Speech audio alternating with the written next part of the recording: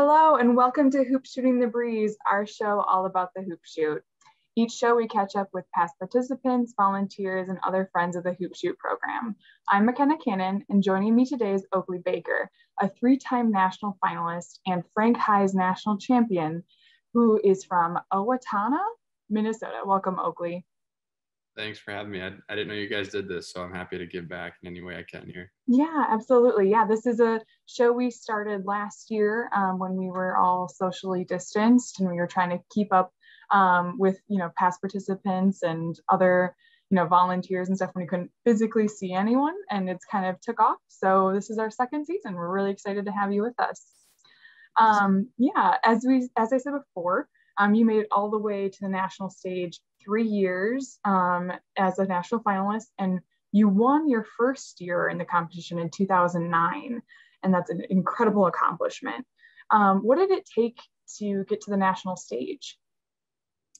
Well, the classic answer would just be practice. And it's definitely true. I was fortunate enough when I was younger at that age, playing elementary basketball.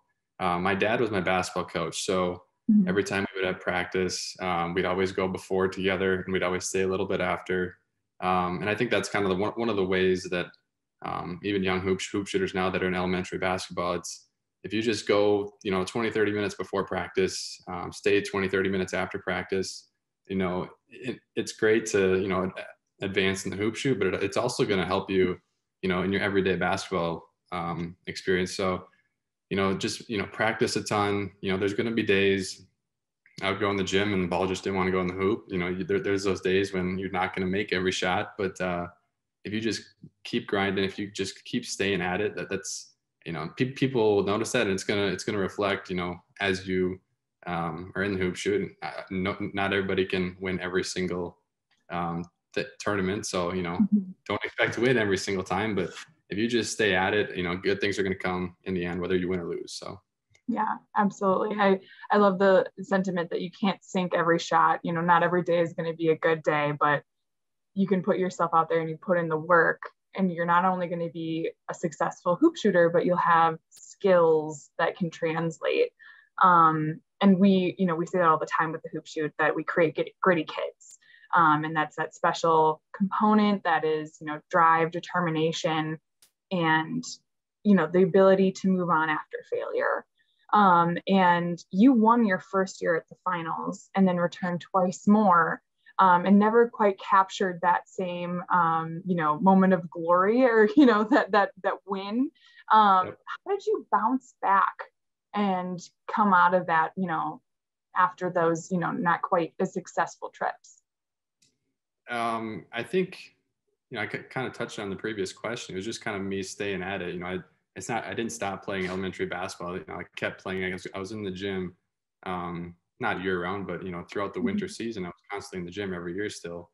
And I think that in 2013, after missing a few years, it kind of made me appreciate that whole experience. We went to Massachusetts 8 years ago now, so we got to go to the Basketball Hall of Fame. We got to do all these cool things. So that, I think that made me appreciate it more. I was a little bit older, a little bit more mature. So being able to experience that, but also being able to recognize how special that that experience, that whole trip was, that was really cool. But it's just a testament to keep practicing, keep staying after it, and eventually good things will come. And it might not be 2 years down the road, but for me it happened to be 3 years. So and I had I played college basketball too, so those experiences, that dedication, work ethic paid off, even 10 years down the road for me. So I think that's one thing young hoop shooters can take away, is you might not see it, your progress in the hoop shoot necessarily, but down the road when you're playing high school basketball and maybe even college basketball, I think that's really when you can maybe start to see that that hard work pay off. Right. Yeah. I completely agree. That's amazing advice, and also just, good things to keep in mind while you're going through. It's more than just the particular competitions that you're in. So That's great. Yeah. So besides the trips to the finals, which of course were super memorable, as you were just talking about, going to the Hall of Fame, are there any hoop shoot memories or experiences or even volunteers that stick out to you from your time competing? There's quite a few. I mean, at every level throughout the hoop show, whether it's the local, district, state, regional, or national, the volunteers and the people that were there, and the people especially that represented Minnesota that helped me, at the regional hoop shoot in Iowa City, and then going up to Massachusetts, they were extremely supportive, always there to whatever you needed. That it wasn't even just me; it was my whole family that they were kind of looking out after. So recognizing how much they cared, it made me appreciate the whole experience even more. And along with that, my family, my dad, like I said, he was my coach when I was younger. He's been there pretty much the whole entire way for me. And, in my experience at the National Hoop Shoot, there were a couple of years I had, 20, 25 supporters out there, extended family that even came out. So seeing them make the trip with me, I maybe didn't appreciate it as much, back when I was 8, 9, 10 years old, but looking back on that, that was pretty special. And it was just a great experience for not only me, but my whole family to take part of that. Yeah, that's awesome. I love hearing stories of, entire extended families making the trek to the finals. Because it's a really big deal. You made it to the national stage of a, competition. And we see that still to this day. And I'm sure we'll see it at the finals in April, where we have a lot of, big groups of families. We're excited to have them back. Yeah. Actually, we made T-shirts for me too. So when we would go out there, everybody would be wearing T-shirts. I think when I was 9 years old, when I won, we did like an Oakley's gang shirt. So we had like an Oakley's gang across the front, and then we had kind of my results of like the local, district, state on the back, and then we did like a Team Oakley the next year. I don't think we did one in 2013, but that was really cool seeing, you look up in the stands when you're shooting, you see 20, 25 people wearing a shirt, representing you. That's pretty cool too. That's awesome. There's a couple of families that, since I've, taken over this role as the, youth programs associate for the foundation, that will come out in their matching shirts. And it's always so cool to see them in the gym, taking up 2 rows of bleachers. And that's awesome. You touched on this a little bit earlier, but you played collegiate basketball, which is incredible. And you played for St. John's University, I believe, and had quite a successful career. What do you feel are the most important aspects of being a dedicated athlete? Yeah, so I played St. John's. Played at St. John's. It's a Division III school in Minnesota, part of the MIAC conference. The kind of maybe the stigma around Division III basketball is, it's Division III. It's not that you're not that good, blah blah blah blah blah. But if people were to actually watch and just see what goes into a good Division III basketball team, and when I was at St. John's, we were very successful all 3 years. The last year was COVID impacted, and we played 7 games, and it wasn't a normal year. But especially in college basketball too, it's a full, it's pretty much the entire school year. So it's a huge commitment. In being a student athlete too. You just got to learn how to do so many different things. You're going to the gym for 2 hours a day, maybe even 3 hours a day. You got games, you're traveling on top of the schoolwork. So it's, I think what the hoop shoot kind of taught me, and like I said, I probably didn't realize this at such a young age, but it kind of separated me from my peers at a really young age. And I think I kind of took that slowly and kind of helped myself, kind of just get above those around me. And I think, like I said, the hoop shoot, like I said, going to practice 20 minutes before, staying after 20 minutes, little things like that add up over time. And, carrying that with me to high school and then college, in college, you're probably going to the gym maybe 45 minutes to an hour early and maybe staying after to shoot free throws or whatever. So, those experiences in the hoop shoot and, going to practice early, and then, that just really helped me in high school and college too. So, college basketball, it's a whole different experience when compared to high school. So I was fortunate enough to play college basketball. Not many people do, and it was a great 4 years that I had at St. John's. That's awesome. Yeah, I think it is such an accomplishment to continue playing a sport after high school at any division. I don't think that it's just a testament to hard work, especially since you said you're doing all of those hours in the gym on top of a full course load. Thinking about what you're going to do next. it's a huge deal. And that's something that it's nice that the hoop shoot, those reminders, going in early, staying late, stuck with you through that. I think that's really cool. Yeah, we made the NCAA tournament 3 years, my first 3 years, and then we didn't have one our last year. But yeah, being able to I came into St. John's and had um, great guys above me, just trying to show me the way, and I contribute that to my success too. So a lot of factors helped me, see success at St. John's, both academically and athletically. That's great. What are you up to now? I know you graduated in 2020. Yes, I recently graduated in May of this year, 2021. This year. I currently work at Ameriprise Financial at their headquarters in Minneapolis, Minnesota. So I'm in they call it a 2-year finance program. So I will be there at least until summer of 2023. So, I've been there for about 6 months now. It's been a great experience, and we'll see what the future holds. Do you think any of the lessons that you've kind of talked a little bit about already from the hoop shoot have translated into your, professional life at all?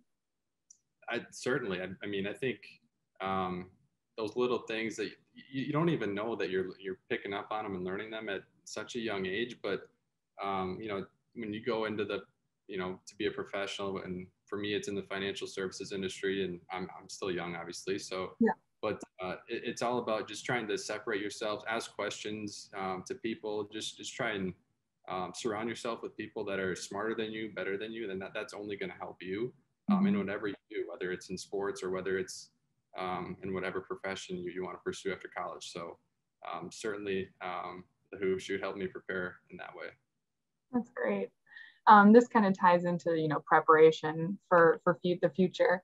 And it also goes back many years in the past. So on your 2013 trading card, you listed your keys to success were shooting free throws after basketball practice. And you did talk about that today. So that's perfect throwback. And do you think, like, looking back at your time in the hoop shoot, as the person you are today, would you list those same things as your keys to success, or would you list something else? No, I mean, that's definitely part of it. I think, even when I would go to the gym, whether 20, 30 minutes before or after, or even just going to the gym to shoot free throws, I think another part that kind of separated, me from maybe others is, you're not just going to shoot free throws. You go to the gym with your dad when you're younger, you play shooting contests, you play pig, you play horse. It's not just free throws that maybe you're necessarily doing. Obviously that's kind of why you're going to practice for the hoop shoot, but it's also just going to help you, if you're really kind of interested in basketball and are serious about it, it's going to help you in other aspects too, whether it's ball handling, whether it's, shooting threes. That was kind of my thing in college. I didn't play much defense. I didn't do a whole lot. I like to shoot. And I think, being in the hoop shoot, it teaches you to just keep shooting. I mean, when you go to the gym, you don't, think about exactly how many you're going to shoot. You just keep shooting. I think that's one of the things that helped me is just keep shooting, and eventually they're going to roll your way. If you put in the work, results will come eventually. Yeah, absolutely. That's fantastic. And this is kind of a similar question, but what advice do you have for, current or future hoop shooters, especially those kind of dealing with, today's kind of challenging times? It's hard sometimes to get to the gym. Yeah, I was actually, so at my house, and I live in Geneva. I'm very close to Owatonna, but we actually have a very mini basketball court in our backyard. And I was fortunate enough when I was younger to be able to have that. But yeah, it is tough. I know last year when I was in college, it was, the year before, we got sent home, and over that summer of 2020, nobody could get in the gym. And, you just got to be able to find a way, whether it's going outside to do conditioning, whether it's maybe finding the nearest outside court, or whether it's, doing workouts inside instead of in a weight room. It just, you got to be able to find a way, and, it's not always going to be easy. So, but I think for hoop shooters now, and if you're in the hoop shooting, if you're, advancing to the state, regional, and national contests, just take in those experiences and those memories, because, at such a young age, it's hard to really comprehend, how cool that really is. And so just make the most of it.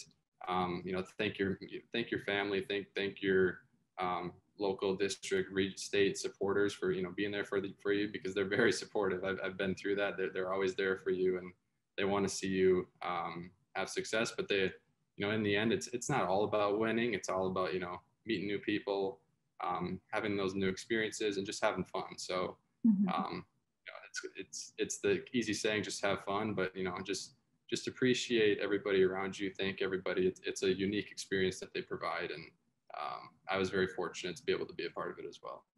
That's awesome. Yeah, I think that's such a great sentiment, soaking up all of it, right? Just capturing all of those moments. Yeah, I think that's fantastic. Anything else you'd like to share with us today? I think that's it. Awesome. Well, thank you so much again for joining us. It's been so great catching up and hearing how you're doing in your current endeavors. But before we sign off, we do have the November service scorecard winner, to announce.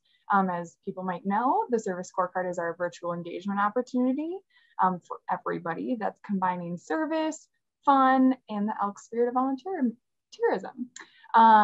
Participants have the chance to win a $100 donation to the charity of their choice. And this month's winner is Ruby Bauer. So huge congrats to Ruby. I will reach out to you about where you would like your $100 donation to go.